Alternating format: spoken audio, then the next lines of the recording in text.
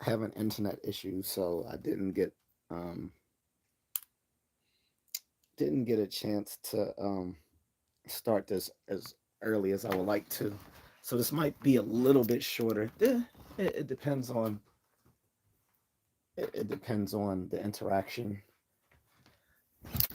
with people in the chat room. Let me first clear this up because it's looking camera's looking crazy right now. All right, yeah, that looks much better. So like I said, I was going to continue with the little uh with our little armchair uh discussion on uh religion. Um so from yesterday I was discussing what was the best religion, and I didn't know if there was a way to parse that in a way that wasn't subjective. So I just gave three different categories, which was best by popularity, best by pro social followers of the religion, and third by having the most rational doctrine. So three different religions um, were selected in each category. So by sheer popularity, of course, Christianity won. That wasn't going to be a surprise. Um, by as far as pro social followers, surprisingly, that went to Mormons. I actually thought that was going to go to like Buddhists or something, um, who were in the top, but not the tippy top. And the third one, being the most rational doctrine, again, thought might go to Buddhism. That actually went to Judaism. Just because when I looked it up, they originally were saying deism and Islam and Catholicism. And I'm like, these are not rational doctrines. Let's get that. Unfortunately, the AI overview was given um, loose, uh, a very wide scope of rational. What's up, Kermit the Frog? um, and so constrained, once I filtered for what I considered rational, it constrained what the AI overview gave. Thanks for subbing, everyone who subbed. If you haven't subbed, do so. um, so anyway, so yesterday was the first of the religious debate discussions, which was the best religion, and again, I split into three different categories: most popular, most pro-social behavior, and most rational doctrine. Um, that went to Christianity, Mormonism, and uh, Judaism, respect in in those respects. So today is going to be an interesting one, which is what is a god? I already have an answer to that, but we're gonna work our way through it, and we might use a little AI again today. Icewood says, "What's up, bro? What are you talking about?" So again, that I preset this live stream, so there was a topic, there was a heading for the topic. So I don't understand why people jump into a live stream and don't know the topic.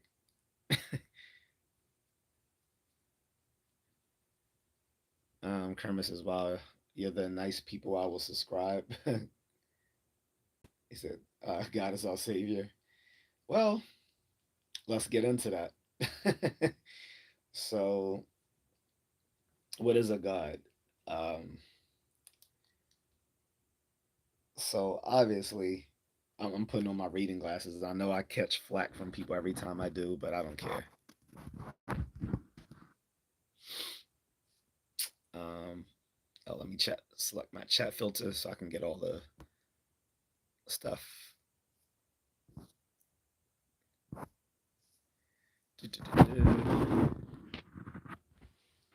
This and make sure my volume is all the way up. All right.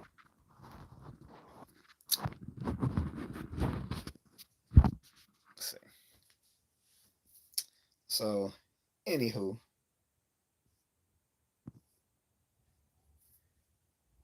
Kermit the Frog 3451 says God is a guy that helps us and Savior that help the poor people. I mean, God, yeah, not GOS. I get that. That is a very circular argument. I mean, that is a circular claim. You're already assuming one that God is a person and he is a male and that he helps people and that he basically falls into a Christian conceptualization of a deity. All of these are assumptions. It's a pentitio principii fallacy. You're assuming what we in this armchair discussion ought to be proving. JB Brown says, "What's up?" So this is so one thing we need to start with is the term God even a useful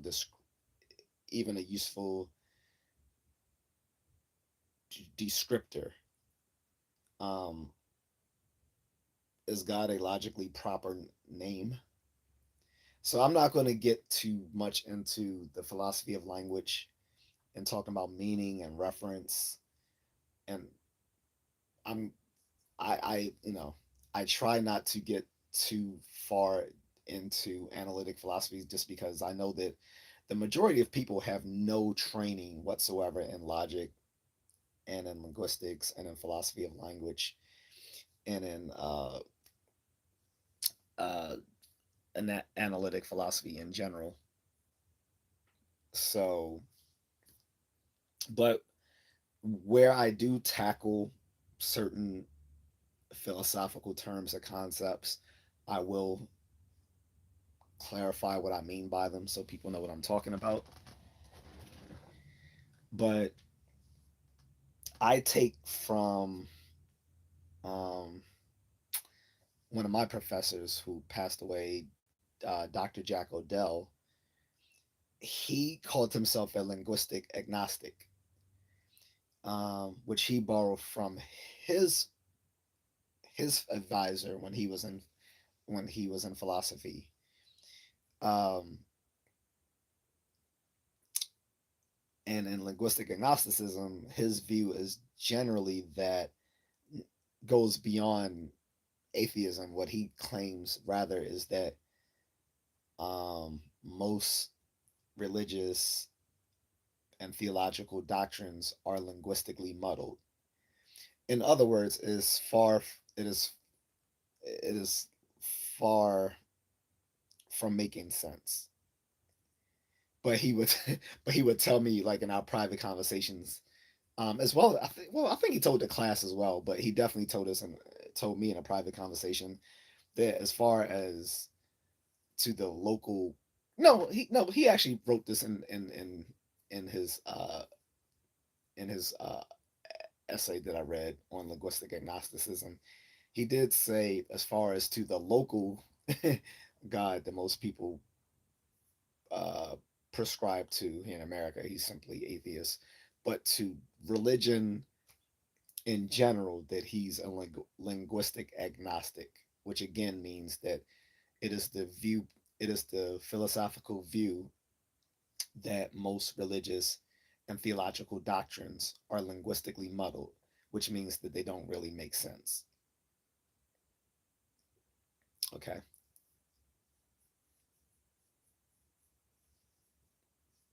Um,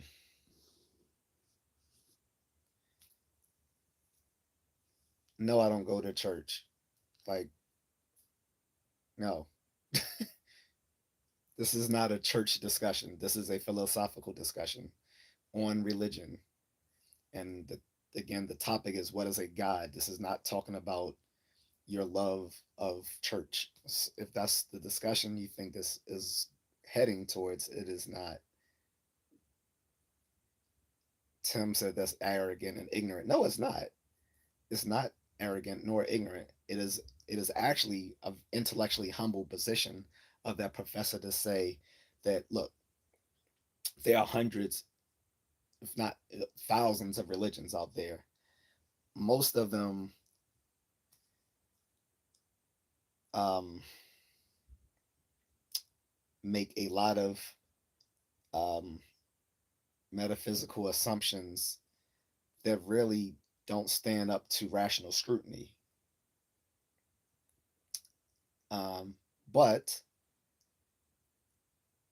if he's questioning like, does he believe in the Christian God? He would just simply say, no, I'm atheist. But when he says in toto, if we're talking about religion and theology, that he would say that I just find he takes the position of linguistic agnosticism, which is to say that simply that most religious and theological doctrines are linguistically muddled, which means that that is far from clear that they make any sense. And I take his position on that because it's far be it for me to be educated on every single religion out there, both in the past and in the present, not to mention in the possible future. Who knows? We might have the Church of Batman in the future. I don't know. But in any case, I mean, there's a Jedi religion. There's an actual Jedi religion. But in any case, so this is not a new discussion, and um, the Catholic Church itself often took on this discussion. In the medieval church, there is a philosophical movement at that time called scholasticism, which was based on an understanding of the philosophy of the Hellenistic Greek period, particularly of the Socratic philosophers like Socrates, Plato, and Aristotle, uh, combined with um, at the time uh, biblical scripture and its theological interpretations. So famously, philosopher, logician, mathematician Saint Thomas Aquinas, and he was sanctified. Saint Thomas Aquinas was a philosopher. He himself said that you cannot simply use the term God in a sentence and make and that and thereby whatever ascription you put to that term, it becomes true just by virtue of the fact that you're referring to God. this Again, this was done in the Middle Ages. So again, because you are ignorant of Christ, Christian history, theological study, and the philosophy of religion, the philosophy of religion and comparative religion, Tim, is your fucking problem, not mine. He said, I'm sure that makes you and your professor feel superior. However, to make a blanket statement is absolutely arrogant. It's not a blanket statement. You don't even know what a blanket statement is. Tell me what a statement is, and then tell me what a blanket statement is. You can't even describe it. You're saying shit that goes above your pay grade. So why don't you chill the fuck down and go eat a hot dog or something? Because you don't know what the fuck you're talking about. Any case, linguistic agnosticism, you don't have to agree to it because I had other professors that didn't agree to it either. Because when I brought that position to another professor, he was like, "Well, that just simply sounds like atheism to me." And I was like, "Well, yeah." So that's why I went back to Dr. Odell and was like, well, is this a, is this atheism? He's like, well, no. He's like, I am atheist towards, if you ask me if I believe in a Christian God, he's like, yeah, I would simply say I'm atheist. But he's like, no, this is actually like this is more of a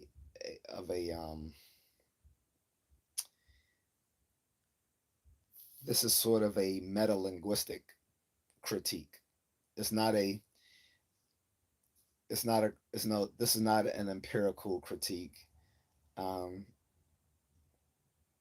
this is not a it wasn't a logical argument. It was a meta linguistic critique of, again, religious and theological doctrines, to say, look, out of all these doctrines out here, I can't say one I can't say one way or the other whether they're intelligible or not. I don't know.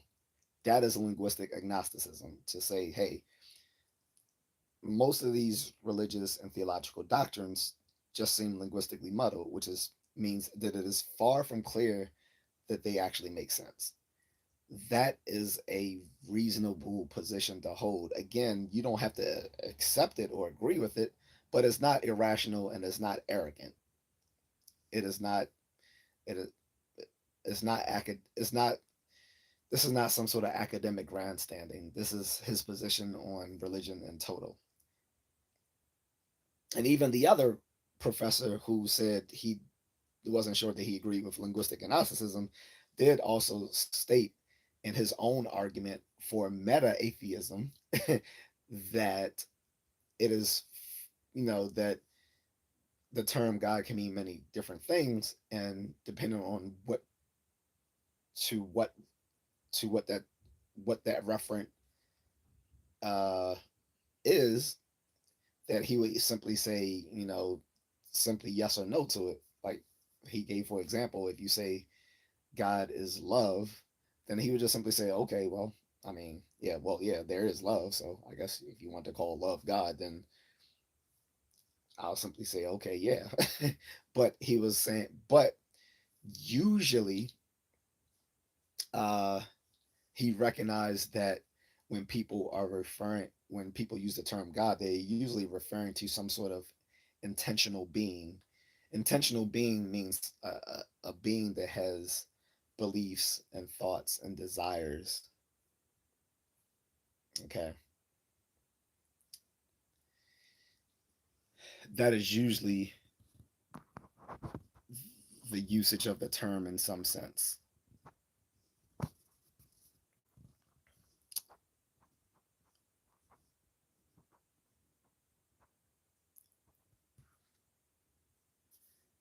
Cashier Marquise said, Mama always told me the scariest thing on this planet is a non God fearing man. Well, maybe that's why you should have had a father.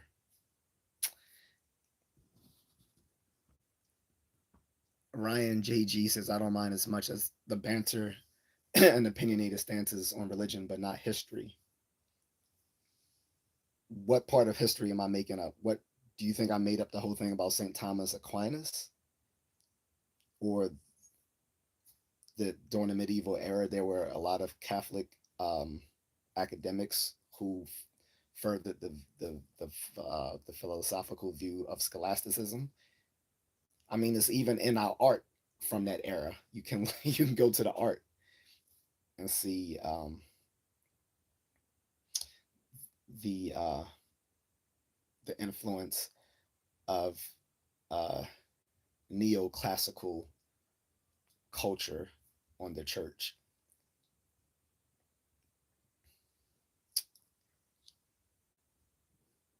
Mm-mm-mm.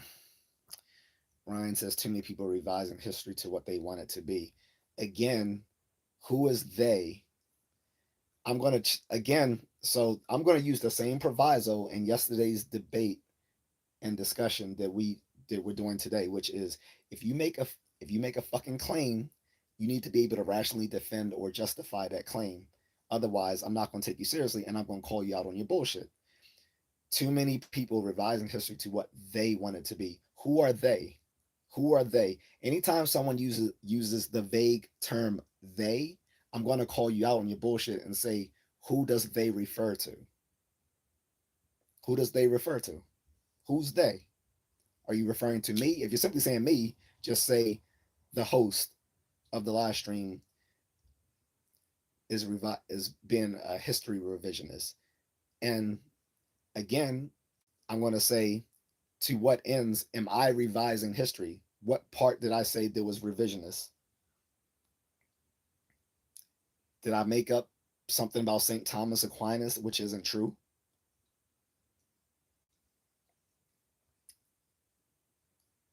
That he was uh, a logician, scholastic philosopher, and was canonized by the church as a saint. That he that he uh, was a he was a someone who revered logic and said that people can't just use the term God in a sentence and thereby make that sentence true just by virtue of giving some ascription to God in a purportedly grammatical sentence and thereby just making it true. He was saying simply like you.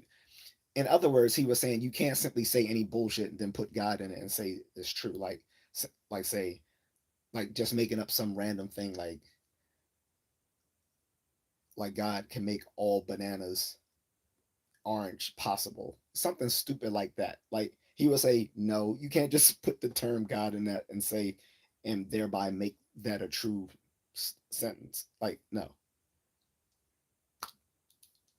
If you missed that, I'm sorry for you. Um, logic isn't for everyone. It does actually require an IQ of over 100. So, don't know what to tell you.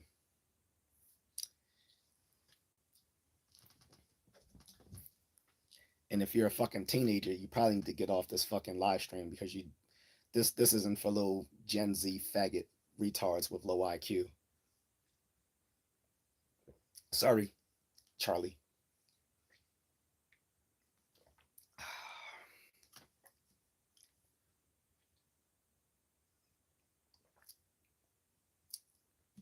Anywho,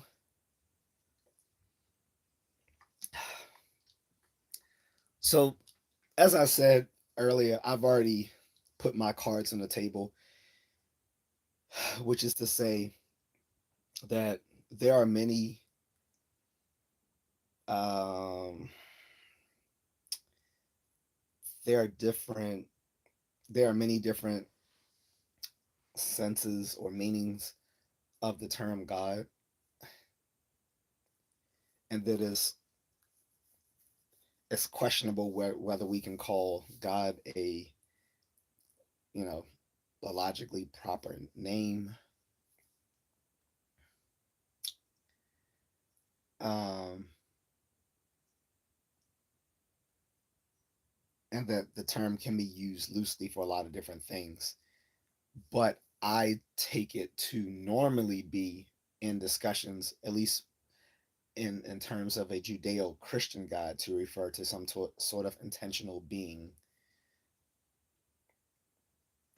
That's the starting point, is that commonly when we refer to God, we're referring to some sort of intentional psychological being.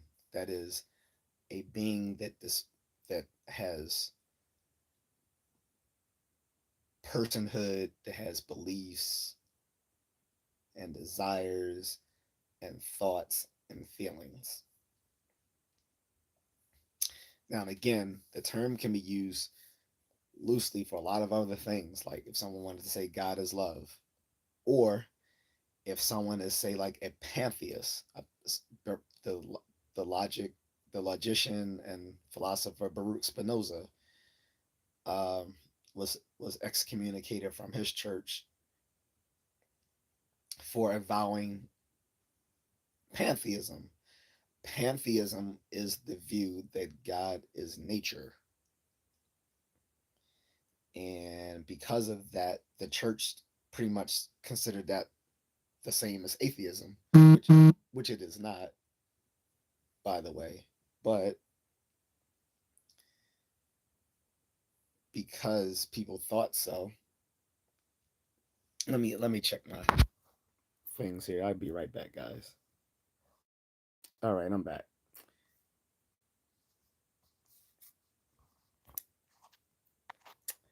So anywho, that's where I stand with it. But like I said, I'm willing to explore other conceptualizations of God. And while there's no one talking, I'm gonna go ahead and give us an AI overview, um, courtesy of Google.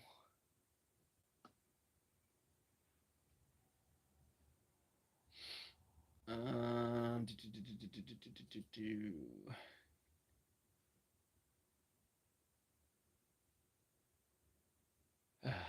Man, I hate Bing. Well, I mean, I don't hate Bing, but Bing should make it easier to switch over to the Google search engine because that's what most people want to use. No one wants to use fucking Microsoft Copilot.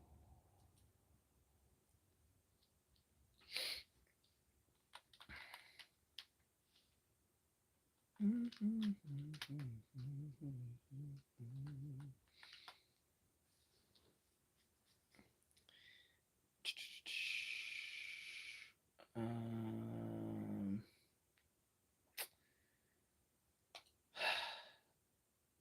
no, no, no, no, no, no. Where is the? Hmm.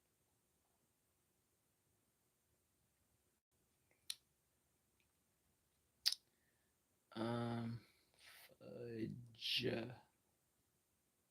Where is? Okay, give me a second, guys. But if people are, let me see if there's any no, don't see any comments. Okay. Uh oh, don't fall.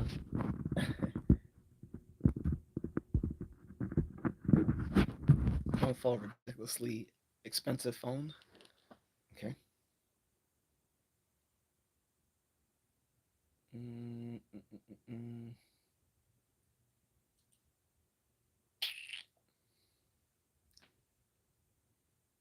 All right, now I'm. All right.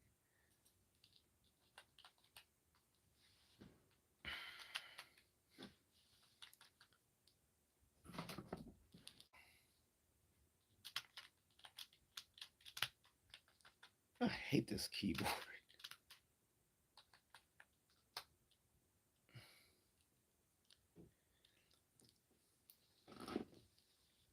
So I'm gonna read off what I got from the Google AI search. Okay, from Google Gemini, and again we can go from there. And if there's not a lot of banter about this, then I'm gonna go about my business because it's getting late for me anyway. So the concept of quote unquote God varies greatly across different religions, philosophies, and cultures. Here are some common understandings of it. Okay. Monotheistic religions, e.g., Christianity, Islam, Judaism. In these traditions, God is typically understood as the single supreme being, the one and only God, creator and sustainer of the universe, omnipotent, all powerful, omniscient, all knowing, omnipresent, present everywhere, benevolent, all good and loving, transcendent, existing apart from and not constrained by the material universe, eminent, involved in the world and human affairs, personal, able to be known and have a relationship with humanity. That invites the problem of evil with a vengeance. I'm sure some of you have probably heard the argument from the problem from evil that an omnipotent and omniscient and omnipresent God cannot be benevolent when you look at the state of affairs of the world, which show a lot of suffering and misery. So we don't have to go into the problem of evil today, but the Christian concept of God doesn't work with the problem of evil, and you don't get away with it by bringing in free will and all that sort of stuff, because then you gotta deal with the problem of free will. So, anywho, moving on. Polytheistic religions, e.g., Hinduism, ancient Greek, and Roman religions. Multiple deities, a pantheon of gods and goddesses, each with distinct roles, powers, and domains, e.g., god of war, goddess of love, god of thunder, often anthropomorphic, depicted with human like forms, personalities, and sometimes flaws, interacting with humans, often involved in human lives, sometimes intervening directly. Pantheism and panentheism. Pantheism is God is identical with the universe, everything is God, and God is everything. Panentheism. This was a view I often took when I was, um, you know, getting involved in like Eastern philosophy as part of my journey in martial arts. So I'm kind of partial to panentheism. So anyway, panentheism is God is in everything and everything is in God, but God is also greater than interest and transcends the universe. Deism, creator but not intervener. God created the universe and set it in motion according to natural laws, but does not actively intervene in its workings or in human affairs, which is for the most part how was my was my view through most of my adolescence. That was pretty much where I was. I was pretty much a deist. Although I did flirt with the idea of pantheism and panentheism. Um, but for the most part, I was somewhat, I flip, I kind of uh, oscillated between pantheism and deism as, as, as an adolescent up until like around 19 or 20. Then atheism and agnosticism. Atheism, the belief that there is no God or gods, God capital G, which is Christian God, right? Agnosticism, those agnosticism, the view that the existence of God is unknown or unknowable. And again, I'm gonna throw in uh, my professor's own view, which was something he borrowed from his professor, Dr. Uh, Leonard, Line. I can't remember. I'll have to look it up later. But that viewpoint was linguistic agnosticism, the view that most religious and theological doctrines are linguistically muddled, which is to say that it is far from clear that they make sense. All right, so moving on. Philosophical and metaphysical concepts. Sometimes, quote unquote, God is used in a more abstract philosophical sense to refer to a first cause, a ground of being, ultimate reality, or supreme principle that orders the cosmos, which goes into a lot of logical arguments that were once posed to prove that God exists, which was um, the argument the argument from a first cause, the argument from design, um,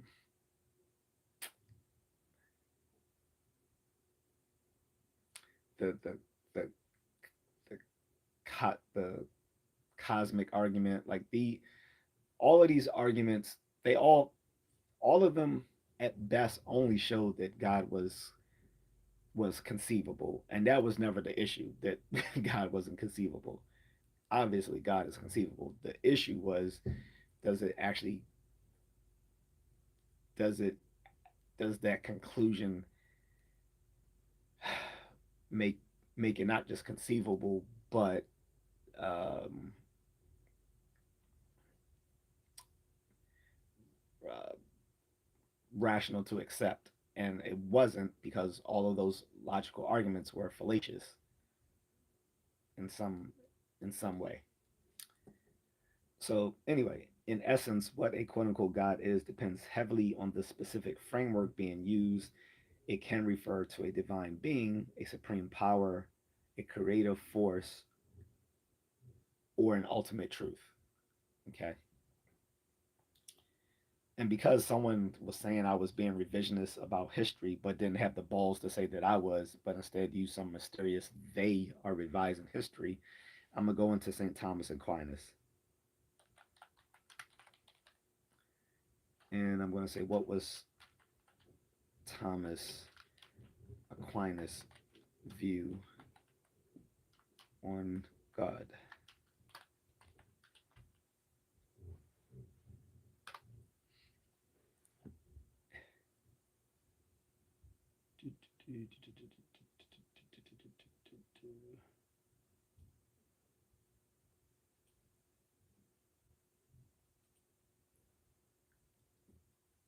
Give me a second. It's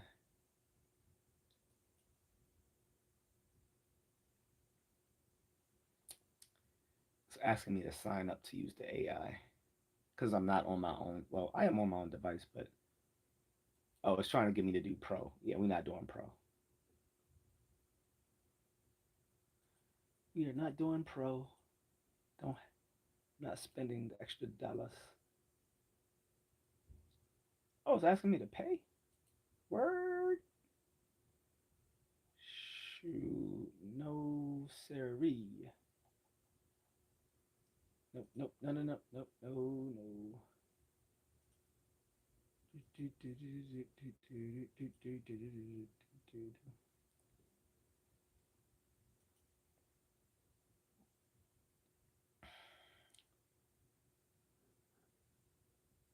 Huh.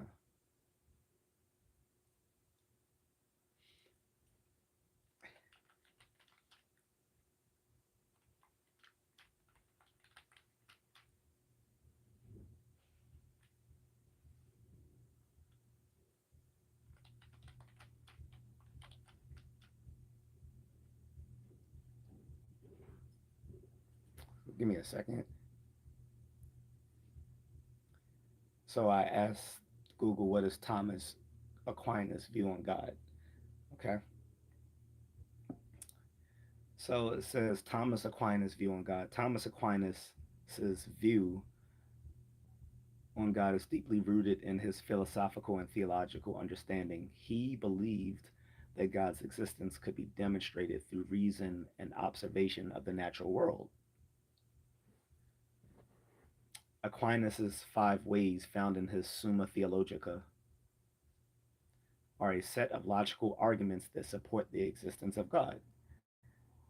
These include the argument from motion, causality, necessary being, gradation, and design. Aquinas' approach to God's nature is also philosophical, using concepts like analogy to to describe divine attributes that are infinitely greater than human understanding.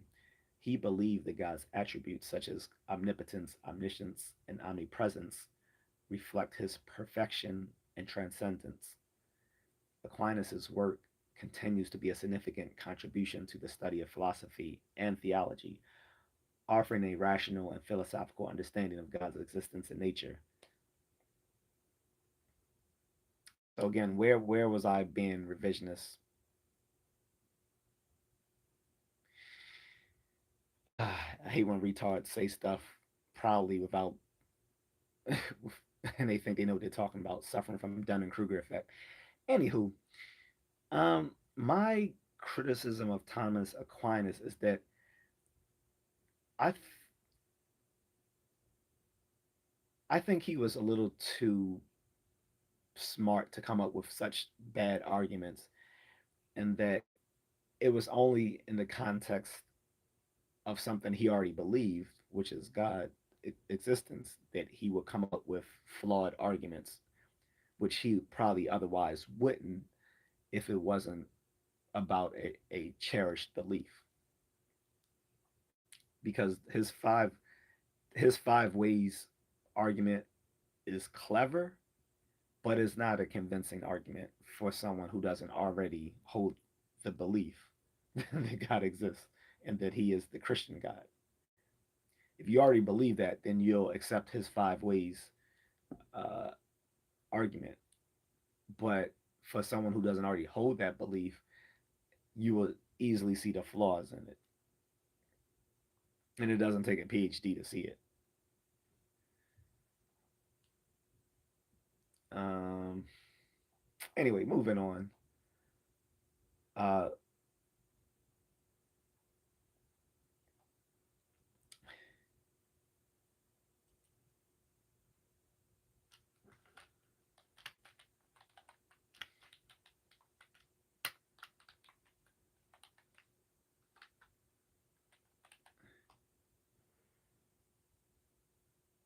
and I want to get to another thing that was criticized when it came to Thomas Aquinas, which was that I was saying that he was skeptical of people simply throwing the term God around and thinking that that made a meaningful statement. So again, we're going to read from Google since people since people obviously don't believe what I say because they think I'm just some random YouTuber who doesn't have hold degrees in this bullshit. Anyway, Thomas Aquinas' view on God as a term. Thomas Aquinas' view on God as a term is deeply rooted in his understanding of God's nature and the limitations of human language to describe divine attributes. He believed that God is beyond human comprehension and cannot be fully captured by language. Aquinas often used the term God to refer to the subsistent act of existence, which is beyond any human understanding or description. He argued that God is entirely simple and cannot be distinguished from his existence itself. This perspective is reflected in his writings, where he emphasizes that God is greater than all we can say or know, and that the most perfect state to which we can attain in this life is that of transcending all that can be conceived by us. Aquinas' view on God as a term or a testament to his intellectual rigor and his belief in the necessity of philosophical inquiry to understand the divine. So again, where was I fucking wrong? I wasn't. Shut up. Ryan JG5136 can go suck a dick. I was right, he was wrong. Eat a dick. Make it last. Like Keith Sweat. Make it last forever.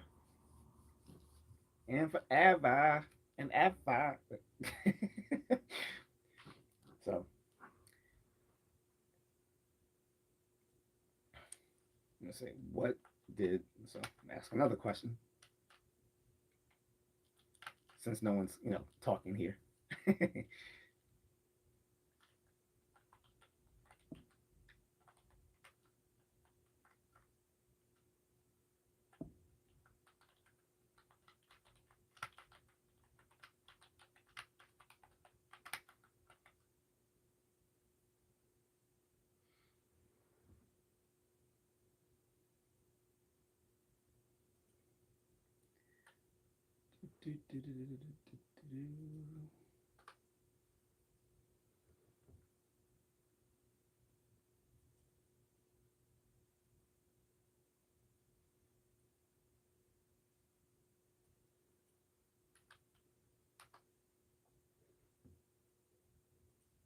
So again, like I said, I wasn't going to get too in depth with philosophy of language and um, analyzing the term God beyond this little armchair discussion, because I know almost no one will understand these philosophical tools and concepts that I would deploy in that discussion. So I'm not going to go there. I believe keeping things as simple as possible is the best way to go, because I'm not here to try to impress people with how much I know.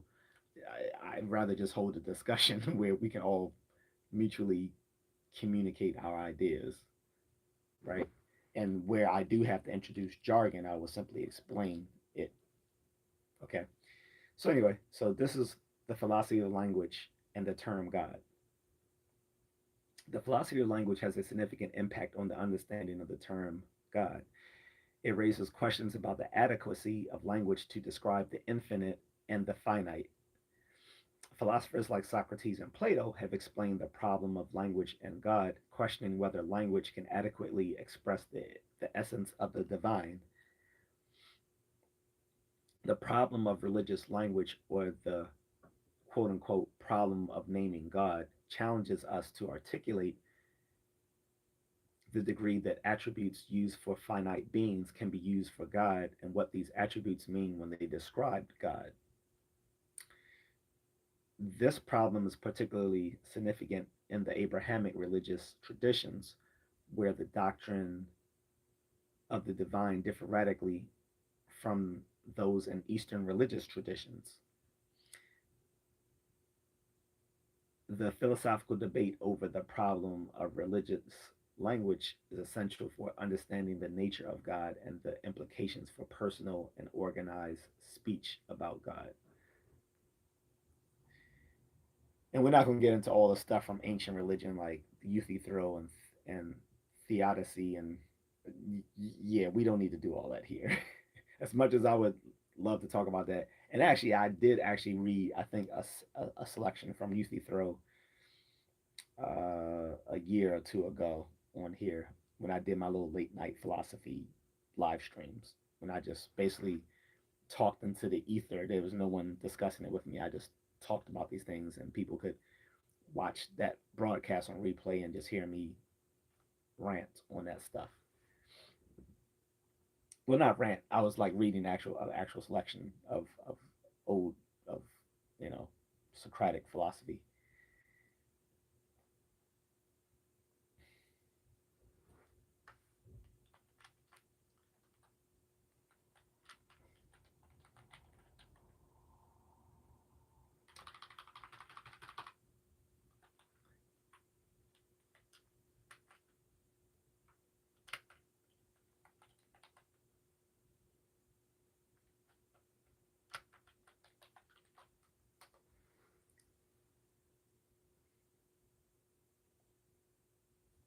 So I brought up the idea about a logically proper name, and if God is a logically proper name. So here's something I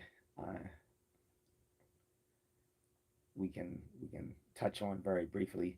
So the question of whether quote unquote God is a logically proper name is complex and subjective. Many Christian theologians argue that God is not a proper name, but rather an approximation of the divine nature, suggesting that it functions both as a proper name and a common noun. Some theological perspectives assert that God is can be used as a proper name in specific contexts, such as when referring to God's attributes or actions. So I'm gonna wipe off my glasses again. I just smudged them when I adjusted them. People like to make fun of the smudges on my glasses because my skin gets easily oily.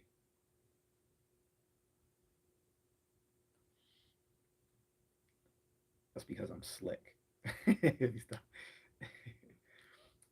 um, uh, then for linguistically, God can be distinguished from Lord, which is a title, and Lord God, which is a combination of titles. The use of God as a common noun can be ambiguous, as it may refer to various properties of God, such as being the creator or embodying perfect goodness. In summary, while God is often used as a proper name, its usage can be vary. Excuse me. Its usage can vary based on context and theological interpretation. If that helps.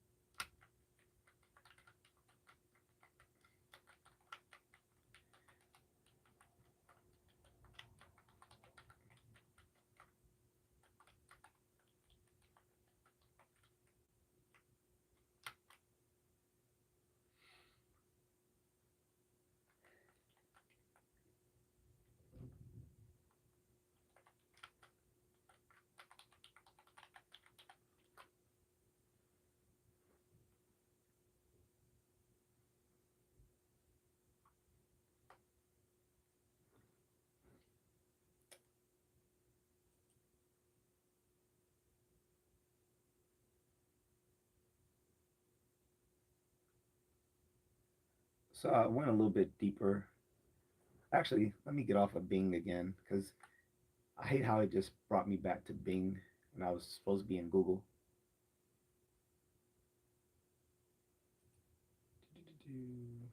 There we go. Google. It is. I'm sorry.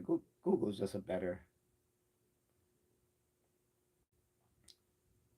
So I asked, can God refer to anything in the context of Phrygian or Russellian theories of reference and meaning? So getting a little bit nerdier here, but I think is where I want to go.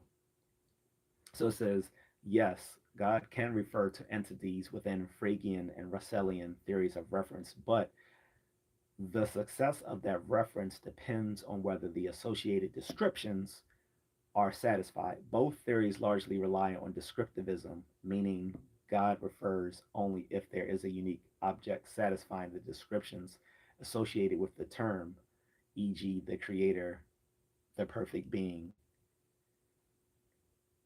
God and Phrygian theory of reference. So Gottlob Frege's theory of this. So Gottlob Frege is the founder of analytic philosophy. Okay, and he was one of the three.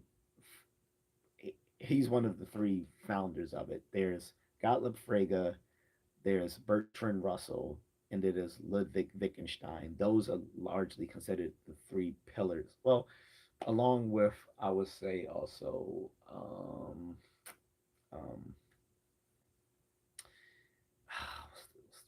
what's the guy's name?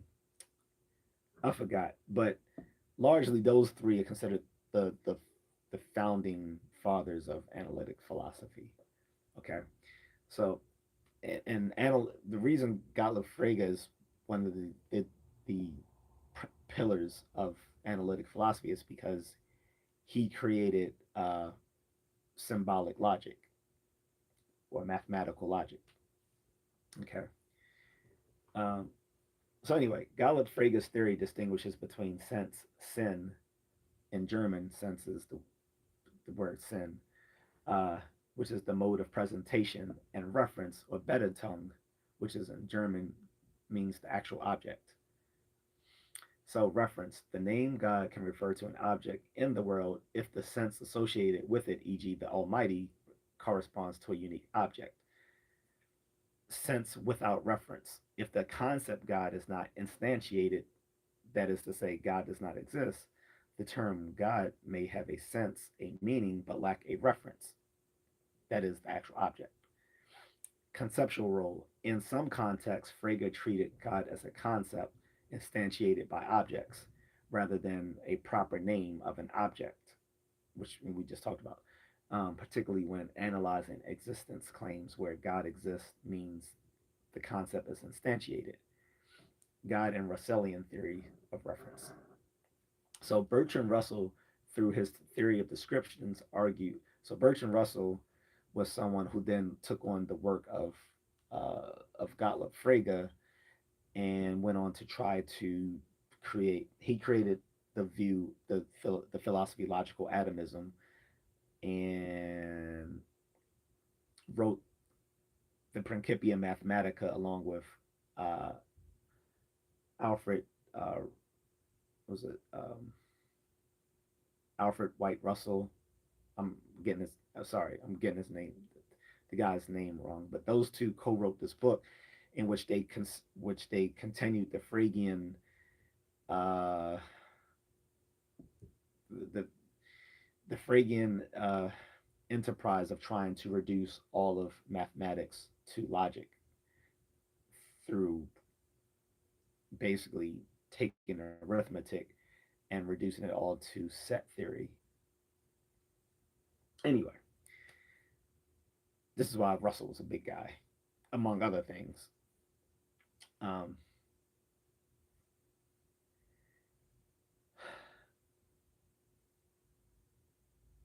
So Bertrand Russell, through his theory of descriptions, argued that God is not a proper name, but a definite description, often implicitly, quote, the unique being that is worthy of worship, unquote, or the creator of the universe, quote unquote.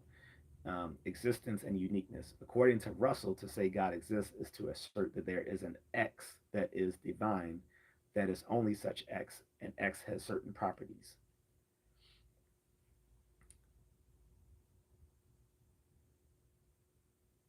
I think in that sense, he's basically saying that that that God exists isn't a predicate but a propositional function.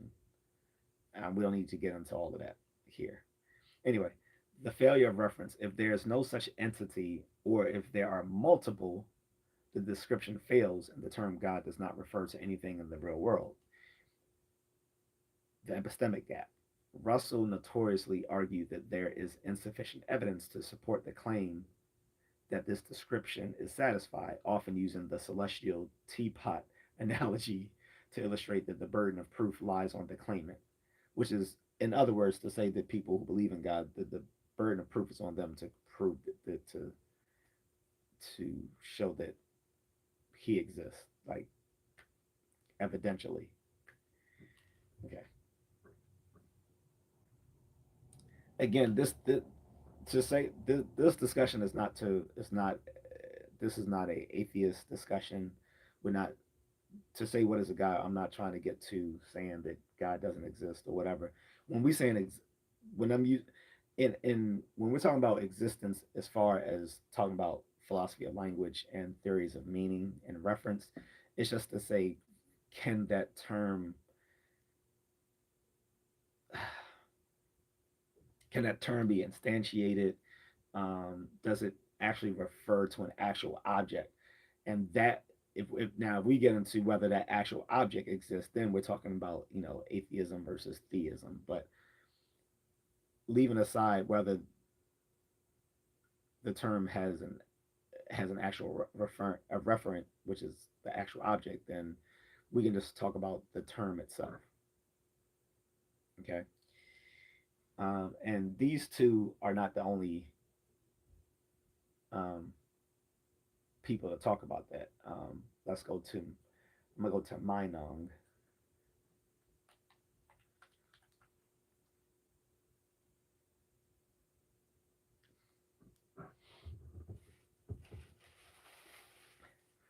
So my Alexis Meinong was another important philosopher when it comes to like theories of meaning and reference, in philosophy of language. So so in the AI overview, it says yes, in the context of Meinongian theories of reference and object theory, which is the Gegenstein theories. Yes, a lot of more German. Sorry, can't get it. When you talk about like analytic philosophy and 20th century philosophy, you're not getting away from German. So the Gegenstein's theory, the term God can refer to an object, even if that object is considered non-existent. Meinong's philosophy allows for meaningful discourse about any object of thought, regardless of whether it exists, subsists, or is impossible. So he had a third category between existence and non-existence, which is subsist. And it kind Meinong was wrong, but he pointed the way to something that is important in the philosophy of psychology and in modern cognitive science, which is the idea of mental representations. Mental representations basically are, um, I'm gonna try to dumb this down a little bit. So, mental representations, or what we used to refer to ideas, are um, in in a sense they are mental symbols that that can be manipulated by our mind for the purposes of knowledge.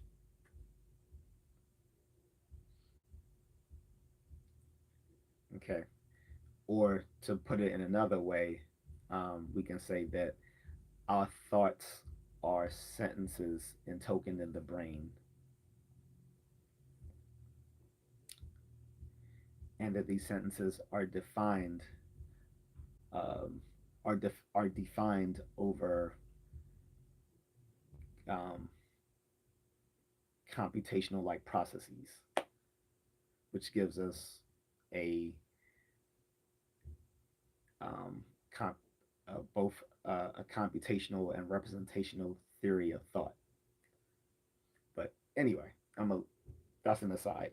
So anyway, my Nong was on the right track.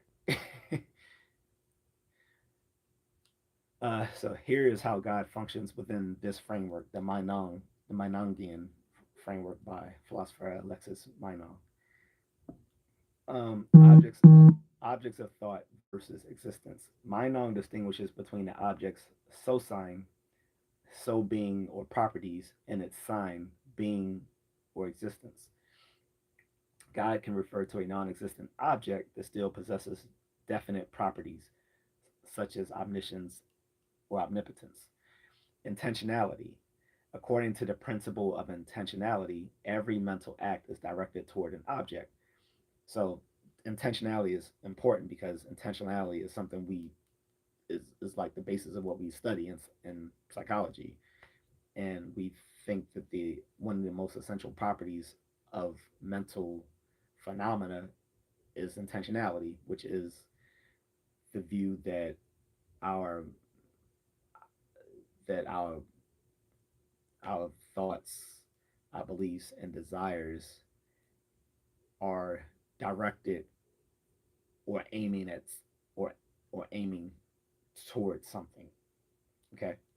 So according to Meinong, intentionality, according to the principle of intentionality, every mental act is directed toward an object. If one thinks of God, there is an object, God, that the thought is about, which quote unquote subsists as an object of thought, even if it does not exist in the physical world. Meinongian ontological arguments. Some scholars use Meinongianism to formulate ontological arguments, arguing that the concept, the existence, perfect being, excuse me, that the concept, the existent perfect being refers to an object that, by its very definition, has the property of existence. Homeless objects. In Meinong's ontology, ontology is a part of metaphysics which studies what things exist. That is what ontology means, the study of what exists. So anyway, so in Meinong's ontology, non-existent objects are homeless, quote unquote, but still possess properties. Thus, God can be referred to as an object that has properties without being a real existent entity. This framework allows philosophers to discuss, describe, and reason about God without initially needing to prove God's existence, treating God as a legitimate object of reference within the jungle, quote unquote, of non existent entities. That's interesting. He, I think Meinong is wrong, and it's pretty obvious why he's wrong, but he does get to something that becomes very important in the philosophy of psychology. Okay,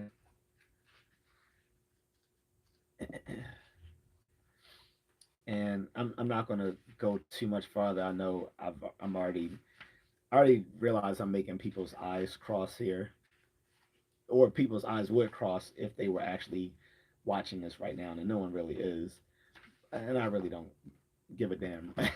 Actually, you guys can watch this broadcast on replay and give me what you think when you watch this on replay, which is perfectly fine. Should I dive deeper in the AI mode?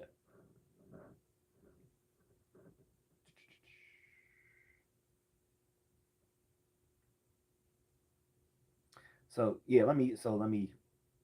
I wanted to dig a little deeper because Bertrand Russell was a critic of Meinong. They were contemporaries of each other. So critics like Bertrand Russell famously opposed this, arguing it leads to a jungle of non-existent entities and logical contradictions. Modern uh,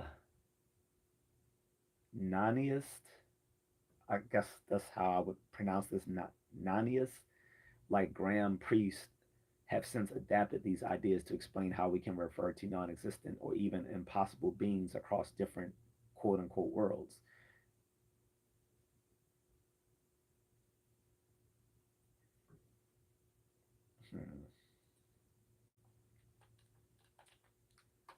I'm I'm a little and being a little curious here, so I'm gonna just dig a little deeper because I like to get his criticism, Bertrand Russell's criticism. So Bertrand Russell's theory of descriptions, which I kind of touched on a second ago, was well, I mean, a few moments ago before discussing Meinong. So Bertrand Russell's theory of descriptions was developed to prevent the ontological promiscuity of the Meinongian jungle by arguing that language often misleads us about what actually exists, which is true. Like to say that the present king of France is bald.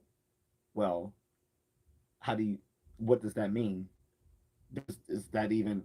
Can that even be a true or false statement? Since there is no present king of France.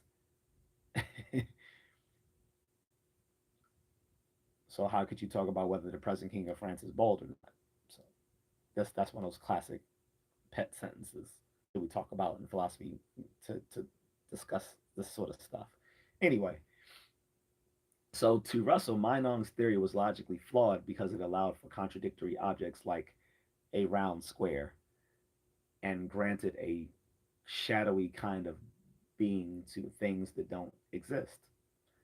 Russell's strategy for clearing the jungle. Welcome to the jungle. We got fun and games. So Russell's solution, primarily laid out in his 1905 essay on denoting, relies on two main pillars.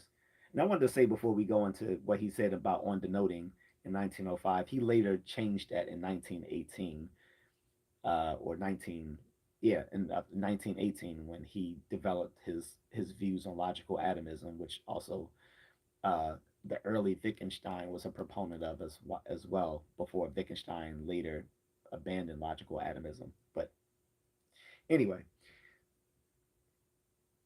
so Russell's solution, primarily laid in his 1905 essay on denoting, relies on two main pillars. Eliminating names for descriptions, Russell argued that most proper names, like God or Pegasus, are actually disguised definite descriptions. Example: God becomes the omnipotent, omniscient, and benevolent creator of the universe. The logical decomposition. Instead of treating the F as G as a simple statement about an object, he broke it into three logical claims. One, there is at least one X that is F, which is existence. Two, there's at most one X that is F, which is uniqueness. And three, anything that is F is also G, the predication. Application to God. Under this analysis, the sentence God exists is no longer about a mysterious entity that has the property of existence. Instead, it is a complex claim that there is exactly one entity satisfying the description of God. Avoiding contradiction. By making the whole statement false, Russell avoids having to deal with the properties of non existent things like God's perfection as if they were real facts, like the present king of France is bald. Russell's theory successfully thinned the jungle into what some call a desert landscape, where only things that can be quantified over in a logical system are considered to have any being at all. So that's all I'm going to say, because then we can get into other theories of meaning, which is we can look at meaning as use, um, and that gets us into other things. And then there's many other theories of meaning. Um, and which I'm not going to, I'm just not going to make eyes cross that much. I think I've done more so already. So we're not going to get into descriptive theories and causal theories of reference, um, con- the different conventional meanings and how it all this intersects with cognitive science and linguistics. I think that gave you a little tasty taste of how complex it is to talk about what is a god. But again, I'm going to just circle back to what I said in the very beginning, not in a vicious circle, but just to reiterate what I said in the beginning, which is the term God can be used to refer to a lot of things, both actual objects and non existent objects. How However, in most contexts, at least when we're referring to a Judeo Christian concept of God, is usually meant to refer to an intentional being. That is a being that has, um, you know, beliefs, thoughts, desires, feelings, um, personality, etc. Okay. However, when we do that, it it it then puts the burden of proof on believers of that God to to give us some sort of evidence or reason to think that that that referent to which the term points to actually exists. So that's where I'm going to leave it off with here. I know a lot of eyes crossed. People abandoned the chat room early because they didn't like what I wanted to hear. I mean, what I had to say, um, and that's okay. I don't care. Hope people watch this on replay. If you enjoy it, you know what you can do. You can hit the like and the subscribe. Um, you can also hit your boy with a super chat or super thanks. That is super chat if you're here with me now. But if not, you can drop a super thanks. Whatever you want to drop is fine, or you can drop it in the Cash App or in buymeacoffee.com. The links are in the description. Once this this goes up for replay. Till then, I will continue this discussion again tomorrow with a different religious topic for discussion or debate. But this one, I knew this one was going to be a little bit nerdier and um, cere- a little bit more heady or cerebral than maybe what I did yesterday or the one that I'll probably do tomorrow, which is to the no, to be determined. Okay, so that's it. Thank you guys. Peace out.